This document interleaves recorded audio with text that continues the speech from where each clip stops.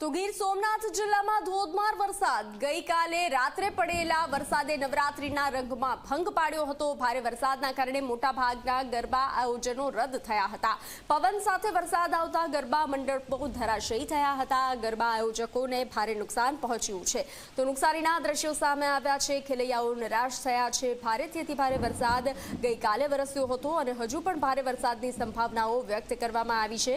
ત્યારે ભારે પવન સાથે વરસાદના કારણે અનેક મંડપો ધરાશયી થયા હતા। તો નુકસાનીના દ્રશ્યો સર્જાયા છે। આયોજકો ચિંતામાં મુકાયા છે।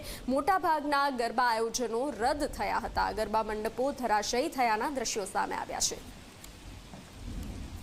એના પગલે ગીર સોમનાથ જિલ્લાની અંદર ગત રાતથી શ્રીકાર વરસાદ થયો છે। સૌથી વધારે સૂત્રાપાડા તાલુકાની અંદર 8 ઇંચ, તો બીજી તરફ વેરાવળ, ઉના, તાલાલા સહિતના કોડીનાર સહિતના તાલુકાઓની અંદર 3 થી 5 ઇંચ જેટલો સરેરાશ વરસાદ નોંધાયો છે। ત્યારે હું આપને જે દ્રશ્યો બતાવી રહ્યો છું, આ દ્રશ્યો છે તે વેરાવળ શહેરના છે।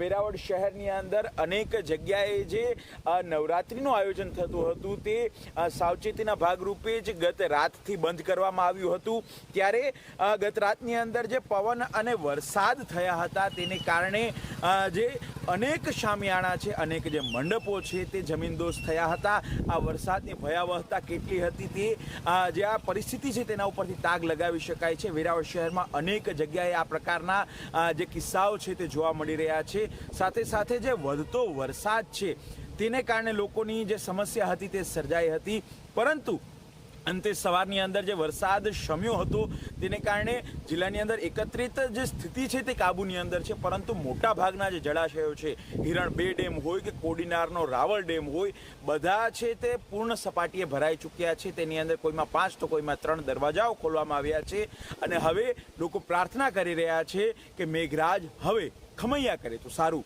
કૌશલ જોશી, ઝી 24 કલાક, ગીર।